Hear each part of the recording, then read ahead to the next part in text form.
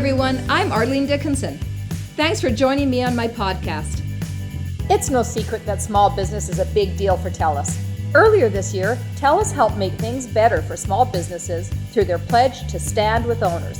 In continuing their support for owners across Canada, they are excited to introduce the Owner's Advantage Plan, an exclusive mobility plan tailored to help business owners stay connected to their family, business, and community.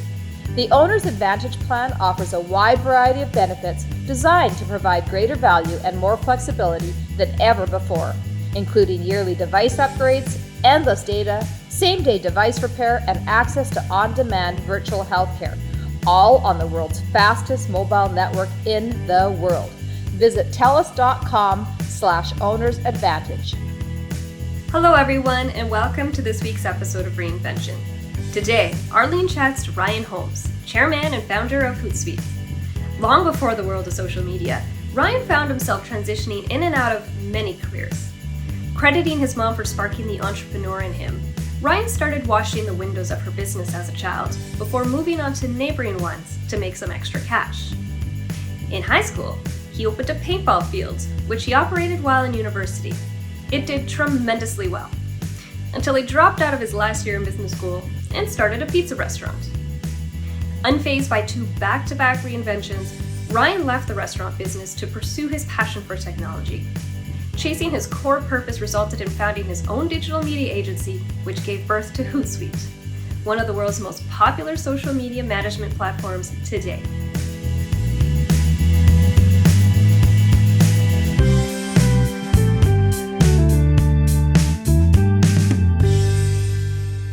Today I'm talking to Ryan Holmes, who is the founder and chairman of the board of Hootsuite. Ryan, I am really excited about talking to you today about the topic of reinvention, because if anyone has reinvented themselves many times, it is you. So thanks for coming on the show. Thank you so much for having me. I'm really excited to be here with you. And I love the man bun. Well, part of my recent reinvention, I used to be, for the last 12 years, I was selling enterprise software, and now I'm not. And so I'm letting the hair go a little bit. It's my COVID grow out. Yeah. So just, I was looking at your history, and I have to say, I've always admired you from afar. I've always, as a Canadian, I've always just really respected what you've done in the tech industry in Canada, and specifically for Vancouver. But I didn't know what I didn't know until I started to kind of, look under the hood and realize that your first business was a paintball company, right? Am I right? That's right. Yeah. My first business I started. Well, actually, there was a business even before that, which was my mom was an entrepreneur herself, and this is going to date me, but after school, I'd go to her store and I'd ask her for some quarters to go play video games. And that's the dating part, because nobody does that anymore. But she said, well, tell you what, I need to get my windows clean on the store. And so if you go clean the windows, here's a bucket and a squeegee, I'll give you some money. And then she convinced, well, you should go ask my next door neighbor if they want their windows cleaned too. And so my first business was window washing and starting into that. And then shortly thereafter, the paintball field started as well. So paintball. So how old were you when that happened, the paintball field?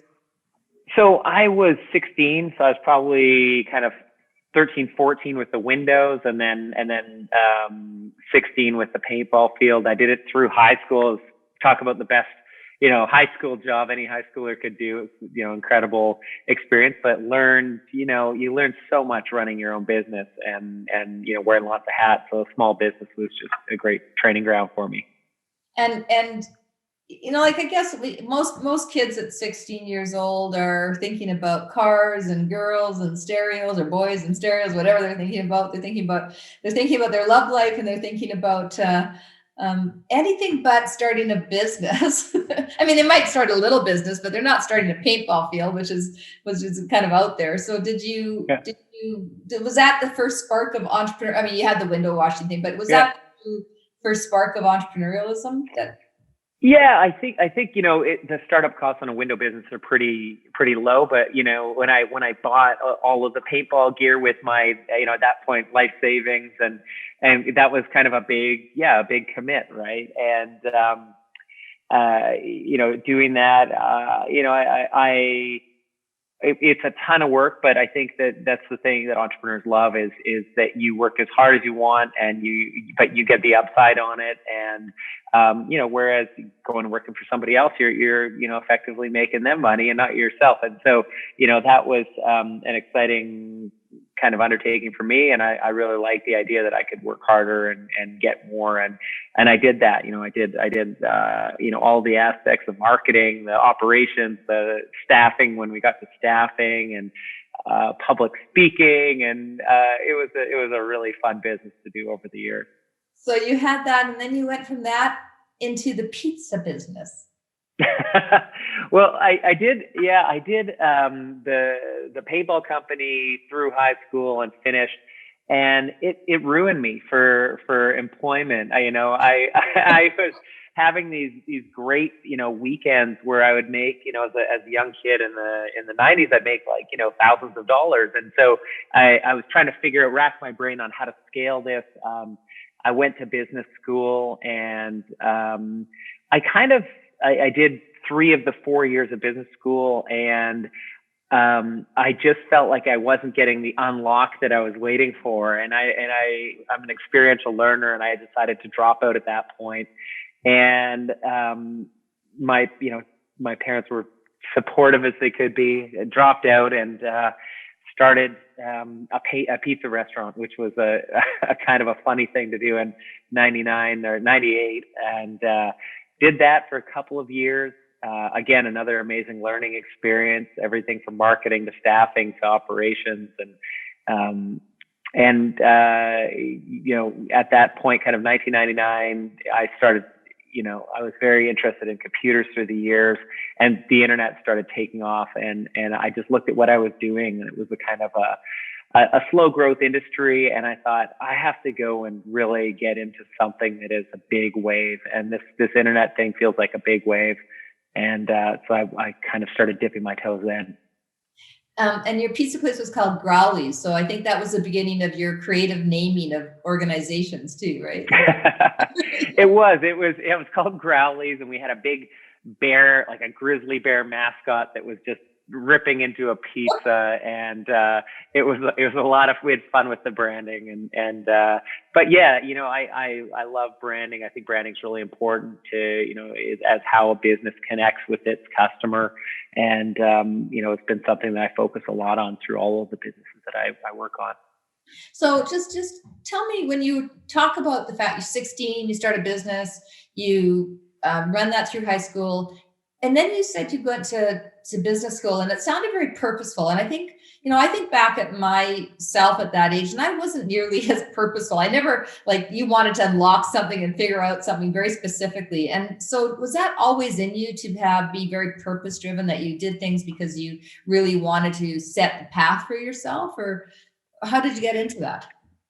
Well, I think it's a little bit of A and a little bit of B. We're kind of on this crazy river of life, and there's every so often little forks, and you make a decision, sometimes a snap decision, and, it sets you on a direction. But, I had a general direction of what I wanted to do. I was always fascinated with reading biographies of business leaders. Like I read the Jimmy Patterson's biography in high school, and it just got me so excited hearing about how these people started their enterprise and really built something impactful with a big legacy.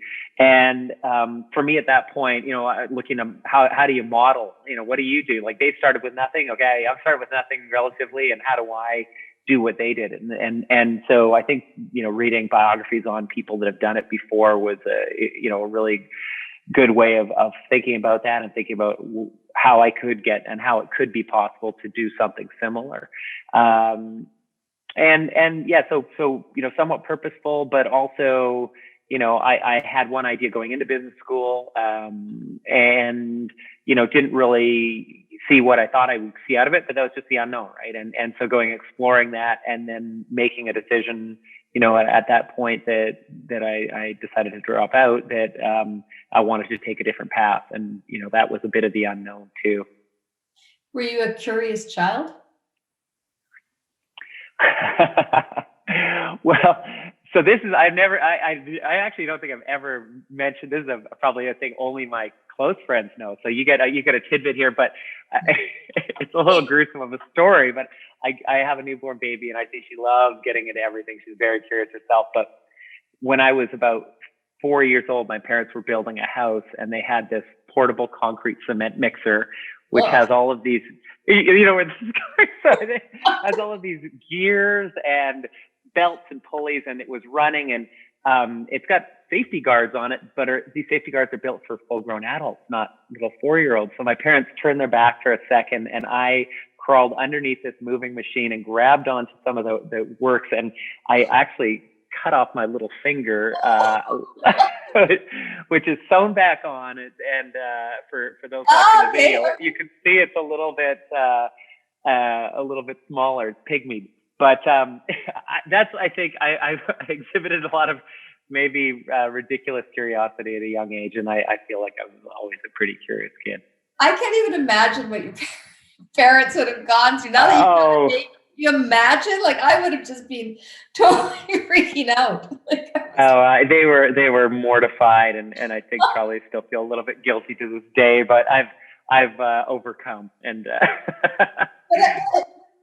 I love the curious child, the curiosity that I think is in people. To me, when you are a person who is going through life and trying new things, I think it's driven by this constant desire to, like you say, learn and grow and challenge yourself. But it's about curiosity. Like even reading the books that you talked about, like reading biographies of successful people. I mean, you were curious what they did to get the success, right? So that's interesting.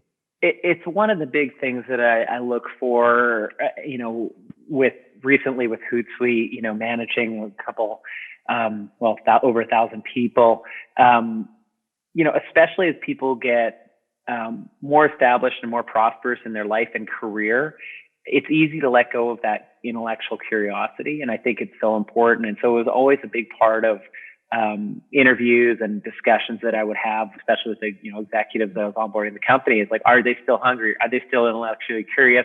Are they still working their toolkit?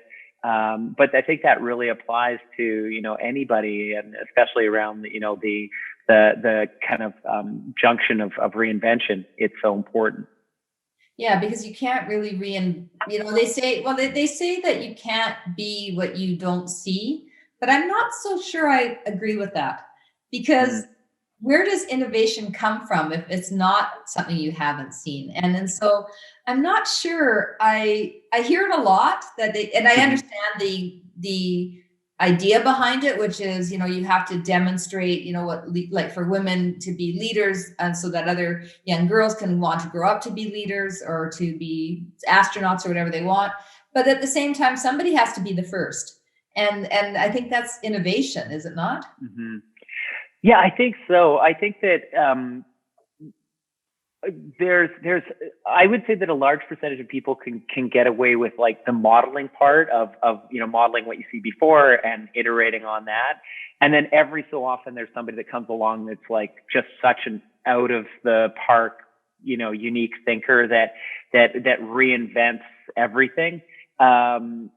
And so I don't think there's no right answer, but I think that type of person is a very small part in the world. And I don't think that we all have to beat ourselves up that, we're not a Satoshi or an Elon Musk or whatever, because there's a few of those in a generation. However, there is a great opportunity for other people just to do what's come before and model that. Or a Ryan Holmes. I'd pitch. Oh, thank you. I unashamed. I model off of a lot of people. I learn from a lot of other people. Yeah, but I want to, if I go back to when you said that you were left school and then you said, oh, there's this internet thing. and 99, it was kind of an internet thing. It wasn't nearly what it is today. you had the courage to kind of say, I'm going to go and train myself in it and learn about it and figure out kind of how to make a business out of it. And that took a lot of courage. It's no different than today. People are thinking about maybe even 5 years ago, the crypto business or any industry where it's really kind of like, what? Like, that's never going to be this. And then sure enough, with time, as time passes, people get proven wrong and they go, shoot, why didn't I take advantage of that at the time? I remember when that was just an idea and now it's here. Yeah. You actually took advantage of that. What drove that? Well, I think, I talk with, I have a charity called League of Innovators where we help find and accelerate young entrepreneurs. And I also do angel investing where I talk to a lot of young entrepreneurs. And my thing to them is, I tried a number of industries that were a little more mature, like, the restaurant industry and paintball and sports industry, I guess. But you can be a really, to use a surfing analogy, you can be a really strong surfer, but if there's not a big wave, you're going to be out there just paddling in the water. And so my point is just look for the big waves. And even if you're a mediocre surfer, there's a chance you're going to get swept along with a wave and catch it, right? So, I always encourage people to go look for big waves. For me, the internet was a big wave. I was passionate about computers, and I decided that I really needed to go and get into this whole thing that's going to, as I got more into it, it's going to reinvent so many different areas of our business and society. And I started picking away at solving problems on that. And, lo and behold, after a while, you start to connect the dots and find things that are big problems that need to get solved. And you get better at it. You get your 10,000 hours of anything in, and you start to become, masterful at it and understanding it. But you did that at the same time as you were running a digital media company. I mean, you were busy running that at the same time that you thought of this. So how did Yeah. So I started the agency. So I sold the restaurant. I did I moved to Vancouver. I bought a big computer at the time, which is probably my Apple Watch is more powerful than it right now, but, or my headphones. Yeah. I bought this big computer. I holed up in East Vancouver over a winter, and I learned HTML, self-taught HTML, CSS, learned how to build websites, and scraped together a bit of a portfolio and got a job at a .com. Did that for about 6 months, and then it bombed. And kind of at the end of it, the owner said, take whatever you want. And I carried out like computers and monitors and a couple of desks, and that was the start of my agency. And so I started a digital services agency. We, built websites and started doing, email marketing and search marketing, and really followed the wave of consumer internet from 2000 on. And that was I think about the 10,000 hours of doing that and building out different applications. We built probably, prior to Hootsuite, probably about 10 different startups within the agency. We would also do services work where we had customers bringing us problems that they wanted to solve, and we would help solve them. And often we would retain the rights and with the customer's consent to resell the product. And so, fast forward to about 2009, we had our 10,000 hours in. Our team was really gelled. We had a lot of good toolkit and templates for scaling out products, and we had customers starting to ask us about getting onto social and helping them get exposure and coverage and promotion. And so we started a services team, and we realized really quickly that the services team just needed better tools. And so that was a light bulb moment. We wireframed and built out Hootsuite 0.10 very quickly and launched that out. And, the rest is kind of history. And is that so that the digital agency morphed into Hootsuite? We actually split the popped Hootsuite out of the agency. The agency is called Invoke and is in Vancouver, still doing great business and great product. We popped out Hootsuite, and it was a tough one for me because the agency was my baby, but I had this other baby that was taking off, and I had some great partners. They stayed with the agency, and I moved forward with Hootsuite. We took about 7 people from the team, the 21-person team, and they came over with Hootsuite, and we continued to grow and scale the business. So our listeners are going to be really mad at me if I don't go back and ask you a question. You said follow the big waves. What are the big waves right now? Oh, there's so many great big waves. I think it's funny. I've got a friend he's great at spotting big waves, but he gets there too soon. And so timing on the big timing.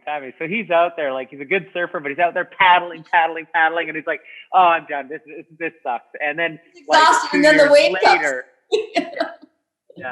But there are a lot of incredible ways. You mentioned crypto, which is a big blanket for a whole bunch of things. But I'm really, as I've kind of, as I said, moved away from the day-to-day role, I'm really curious and exploring a lot, because I know it's a big wave, but I haven't had the time to really get into it. So actually, that's one of the areas I'm looking at right now. Decentralized organizations, I think is a fascinating concept with a lot of the things that are happening societally. Decentralized finance, crypto, obviously coins, tokens, and a lot of the things that go along with that. Decentralized social, I think, is really interesting. There's a lot going on with that right now. It's kind of an exciting time again for social media, I would say. And then also green energy, I think is just, we're at this switching point.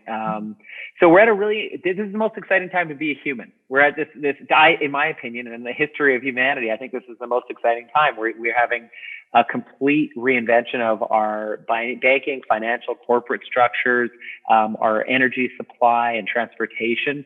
And what an exciting opportunity for us to see and watch that and also be involved in it. So that mindset that you just talked about, that you articulated so clearly about seeing this, these waves and how exciting it is. You're saying that right in the middle of a pandemic where people have so much fear and anxiety and concern about the future, and yet you see it differently. And I believe I do too. Like I see things the same way. I go, yes, this is what's happening right now in terms of what we need to do as a human race in terms of fighting viruses and, disease and wellness, and thinking about, to me, then I go, well, that's because we as a human race need to, be more conscious about, whether it's animals or whether it's taking care of ourselves and wellness and thinking about the food we consume and the greenness of the environment we live in. So I see that as, that's actually just an indicator of how much we can actually grow as a human race into these things. But many people, again, our listeners are going to be saying, but I don't know how to take that risk at a time when everything feels so exhausting or maybe so unhappy, What's your answer to that? If you're out there and you want to reinvent yourself and you're thinking, is this the time to do it? It's a pandemic. Should I be thinking about taking risk right now? Yeah, this is obviously a very stressful time for a lot of people, and rightly so. And we all need to be sensitive to that. I think that entrepreneurs, there's a continuum of risk that people are willing to take into their lives. And I wouldn't say that you have to be, a kamikaze risk taker to be an entrepreneur. Like there's a lot of fables and legends out there about that, like people going, to the brink. But you have to be able to have some degree of risk in your life. And if you're not able to have, some degree of risk, it might be a challenging career for you. So, but there, and one person's risk is another, not a risk to other people. And so I think as people are considering, that maybe taking a leap in entrepreneurship, but it might just be a leap in general, there's risk in that. And, I think that, for me personally, I have always tried to create a life where I would be okay with taking risks. I never carried a lot of debt, for example, because I felt like if I take debt, I'm beholden to the debt, and that is something I'm going to always have to be just like servicing and working a 9-to-5 job perhaps to service that down. So it really depends on any one person's individual situation, and it's hard to kind of give blanket thoughts or advice. But one thing I would say is that every generation, when you're in the moment on anything, it always feels like the craziest of times, the most scary of times. And then looking in the rearview mirror, you have a laugh and you say, "Oh, that wasn't anything," and something else kind of comes along. You think back to through history, the generation that was dealing with the Bay of Pigs and Cuban Missile Crisis, like that must have felt like the craziest time. But after you get through it, and it was pretty crazy, but after you get through it, it becomes a blip in the radar. So we're going to have these times where things feel like they are the craziest of times, but it's kind of in a lot of cases because we're in that moment. Yeah, I think that's really good advice, to remember that it is a moment in time. It is not eternity, and that it doesn't define exactly what's going to happen next. In fact, it is a chance to reshape ourselves. And I think in Canada we're raised to be very low risk. We're raised in a country where we have a great social system that takes care of people's health, that takes care of education. Like so many things are available to us. And I love that about our country. I love that all these things are there, but it doesn't really encourage the type of smart risk taking that you're talking about. And I always say to people, if they say, I really want to do a business, or I want to start a business, but I'm afraid of giving up my job because I don't know how I'm going to put food on the table. I always say, but that is exactly the risk. You will find a way to put food on the table if you take that first step and quit your job and do this. And I argue with a lot of people about side hustles for this very reason, because I think side hustles are actually, it's like being half committed. You're, right. Go do it, go do it. I don't, and I've had great arguments with many very well-known people about, this side hustle thing. And I say, yeah, but are you really starting a business, or are you just trying to see if you can? Yeah. What do you think? Yeah, it's a good one. I mean, I guess from my background, coming from the world of tech, we always have this A/B multivariate test, and you run your main job and your side hustle, and if side hustle is bigger than main job, then it's an easy decision. And that's the way I would think about a side hustle is like, hey, if this thing can get big, Hootsuite was a side hustle out of my agency, out of Invoke, and we had a number of different things. So I think it's clever, branding, but I think that there's something in that. I think it's a good way to take a bit of a hop before you leap. And then you got to figure out if you kill it, or you're going to go and do it. And I think that's the moment where I would most, look at people on, okay, so what does the side hustle hold you? What does it look like? And if you 10x your effort, are you going to 100x your output? And does that excite you? So I don't know. I think that it can be a good thing to get people understanding. Are they cut out for entrepreneurship? Do they like it? And it's a step between tearing off the Band-Aid. I mean, I love your go get it attitude.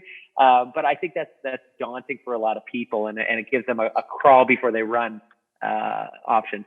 It is, but the same people that will say to me, side hustles are great, will also say to me, you need balance in life, and you shouldn't work 15-hour days at a job. Oh, yeah. Well, that okay. Now that is now if you're doing a side hustle, you're doing like 80-hour weeks, 80-hour plus weeks, because you're right, you're working 2 jobs. That's what I think. But yeah. Go ahead. But you also, I think I do appreciate the balanced conversation, because I think that I'm all for 80-hour weeks, but you can't do that in perpetuity. I mean, you gotta do some. If you're running a marathon, you have sprint sections and you have coasting sections, and you sprint. You can't just always be sprinting. And So, I think that people, there's a lot of mystique of entrepreneurship and CEO-ness that, CEOs never sleep. Well, I don't think that's necessarily a good legend or, something that we should be, celebrating in the world of founders and CEOs. I used to be really proud of the fact that I didn't sleep very much, and I didn't think I needed a lot of sleep. I thought, right. I don't need that much sleep. I can sleep 3 or 4 hours and function. And you know what? Yeah. When I was younger, I could. Whether I should is another thing, because I think it actually impacted my health, and I didn't even know it was impacting my health. So right. I don't know if it's an 8-hour night, but you sure do need your sleep, and you need to. Right. Right. And the other thing is the quality of output in that, you're awake for, 21 hours of a day, but like, are you really putting 110% in those waking hours? Or are you just kind of like, drinking coffee and getting by?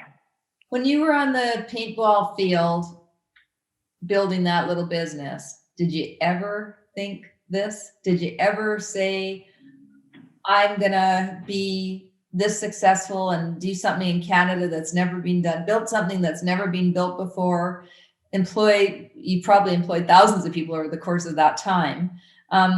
Did you ever think? I had these like little secret, dreams that one day, it wasn't, candidly wasn't to the scale. I had an economic, goal. By 30, I wanted to be a millionaire, have, $1 million cash in the bank. That was like an exciting goal for me. I blew that one away. I didn't even get close. But, by 35, with Hootsuite, things started, really, really kicking. And I did have, dreams of making, something impactful, but it wasn't as clear as, I think a lot of projects start as, I don't want to use side hustle again, but there's emails of Mark Zuckerberg talking about this, fun little app he's working on, right? And he didn't know at the time that Facebook was going to change the world. And I don't think that many people really know that the project that they're starting on is going to change the world until it starts to do that. And then that's when you just start to get this momentum and things really, really go. When did you kind of go, this is really going? When did you say to yourself, wow, this is big? Yeah, it's funny. I remember this moment so clearly, but we were at a Vancouver startup meetup, and there was a projector going on or something like that. And one of my marketing team asked to take over the projector for a second, and they put up on the screen a tweet by the White House using Hootsuite, and it was like, ooh, shiver moment. You're like, okay, we're on like a stage here all of a sudden to see the White House using our product, and because there was attribution in Twitter in the feed at that time, you could see via Hootsuite, and that was a real moment. You're still young. You're now got a family. Thank you. You're younger than me. I don't know how young you are, but you're still younger than me, which is almost 40 something. You're 40 something. Okay, I like that. Yeah. You're still young. So, and you've done what you've done, and you've created these opportunities through your investing in startups and your accelerator program, and everything that you do out in the world. What's next for you, Ryan? What's you've reinvented yourself so many times. I mean, from paintball to pizza to dropout in university or school to in the service industry to creating a new software tool. I'm sure I'm missing lots in between. Every stage of that, you've reinvented kind of who you are as a leader, as a human, as somebody who now wants to give back. What's next? Yeah, it's an interesting time that we live in, an exciting time. Part of the reason on moving on from Hootsuite, it was an incredible 12-year journey. a quarter of my life, and so grateful for the opportunity to lead the amazing people that came to that business and to build something of scale and impact in Canada and globally.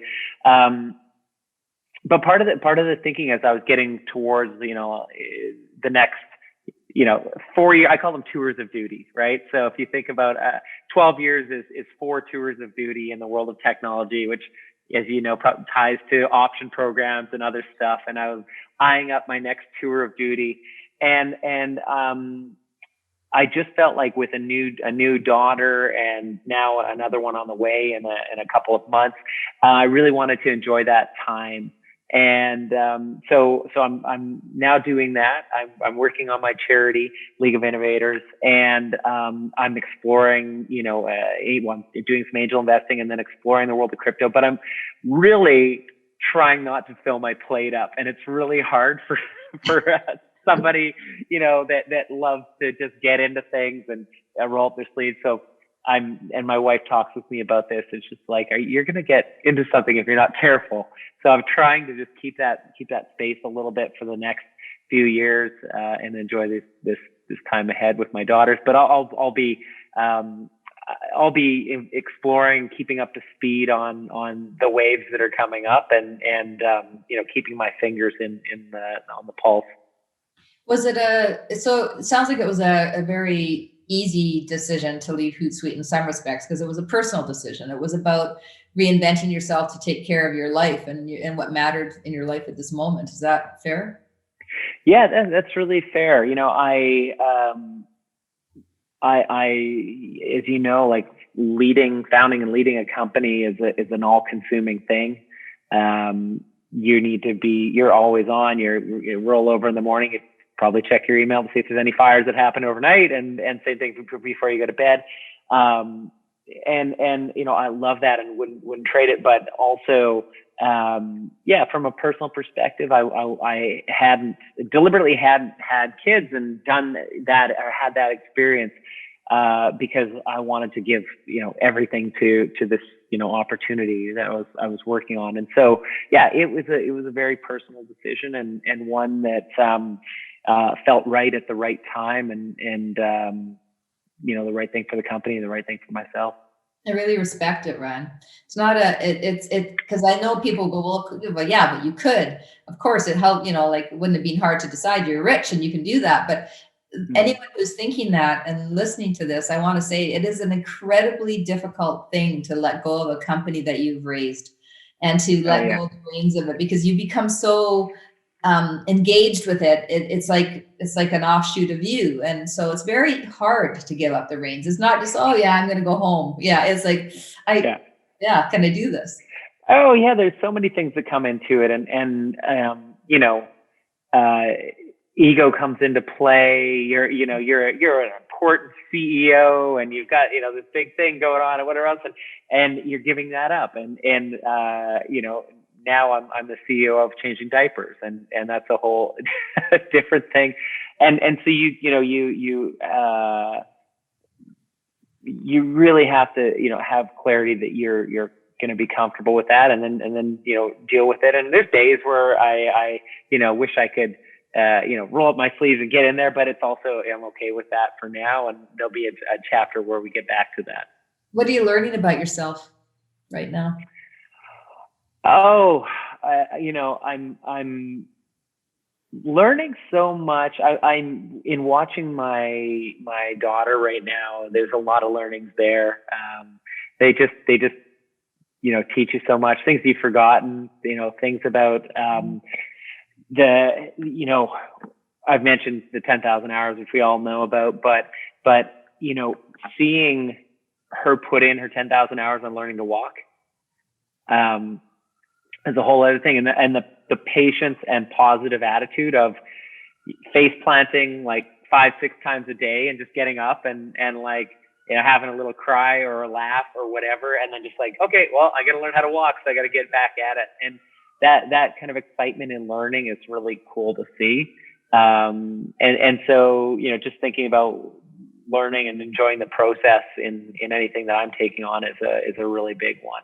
that I want to, look at more, because it's very easy for us to just want to jump to the result, but not enjoy the process. I really love that. And I got to tell you, your face changed when you started talking about your daughter.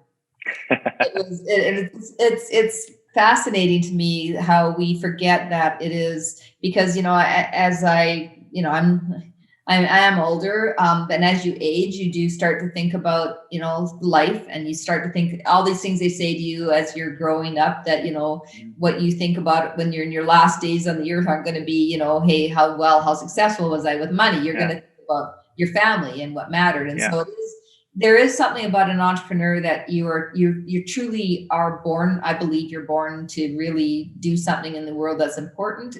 But at the same time, it's not at the expense of your family. And it's very difficult. You can get so caught up in work. And again, when you're reinventing yourself, I think part of reinvention is to ask yourself what your core purpose is. And if you don't know what your core purpose is, you're never going to reinvent yourself into something you like, because you might be successful in business, but you won't be successful in life, because you will forget what gets you out of bed every day, right? Yeah. I think that's a great, absolutely great perspective. And I'd also, just playing on that, I would say that your core purpose can evolve at different times, right? Yes. Like, and so if you're in a point or a chapter of your life where your core purpose is parenting, then just enjoy that and don't try to maybe stretch too far beyond that. I have so much respect for parents that are out there, in the workforce, and, we all with COVID and working from home, having kids crawling over us and all of that. It's been an incredibly interesting experience and time, and very, bringing a lot of humanity to people, and everybody, you kind of see into somebody's living room, and you get a little taste of what their life is like. But, back to the point, I think just understanding your purpose and in terms of where you're at this point in life is really important, and just keeping focused on that to your perspective, your point. Maybe it's a good time to give a shout out to all the parents out there who are single and are working full time and having those kids rolling over them at the same time that they're trying to hold down a job, at the same time that they're trying to keep their sanity. I mean, I have enormous respect for any parent who is, any parent who's married, but in particular, any parent who is alone in the journey and parenting and working full time. These are tough things. Oh yeah. My wife and I talk about this often. It must be, I have so much respect and admiration for people that are able to do that, because they are really burning the candle at both ends to make that work, and it's just so challenging. So hard. So are we going to see a Hoot coin? Well, I never say never, but yeah, I mean, it's a fascinating world right now, isn't it? With Coinbase going public today at I don't know, $70 to $100 billion. It's the Netscape moment for it, and I think the category and industry, and so I think there's a lot of really interesting innovation that's going to be happening in it. Yeah, one of the biggest mistakes I think I ever made was I got into some Ethereum very, very early. And of course, it didn't do anything for the longest time. And I thought, what's that going to do? So don't take any investment advice from me, because I got out of it way too soon. You and me both have that story. Oh, good. I'm glad it's not just me, because I was like, I thought, oh, this isn't going to go anywhere. Like, it's just been dead for so long. And then I don't know what made me look in the paper the other day. Not the paper, the online. That dated me. Yes, I have a similar bad beat, which is great to share with you. Yeah, I think the moral there is, like the people that have been holding all the way through have really been coming out of this well, and I'm so happy for them, because there's a lot of people that just had the vision and the conviction and stuck with it, and now they're doing well. Yeah, and they're looking at us saying, ha. Oh, well. Ryan, anything you want to say to somebody out there right now struggling to reinvent themselves, to take that step to quit their job and try something new, or to do something completely different than what they're doing because they really aren't happy? What advice do you have? Yeah, I think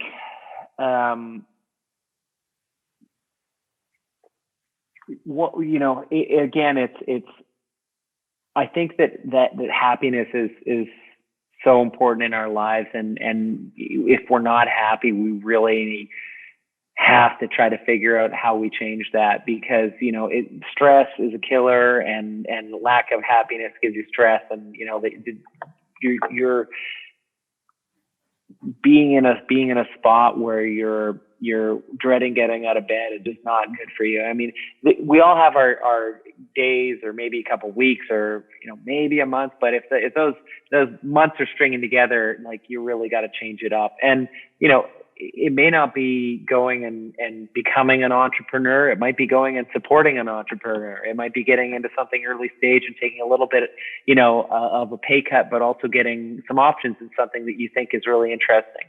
And I think also the great thing about, where we're at right now with all these things we mentioned, these big waves, like, I feel like the world is changing, and there should be something for everybody out there, right? Like, whatever your interest is, go and just try to track that down and seek that out. And, it's scary taking a leap, but, I think we're, Canadians, at least have a great safety net, and if things don't quite work out, you can come back to that and go take another swing at it. And, but yeah, life is too short not to do it. So I would just encourage people to get out there and give it a shot.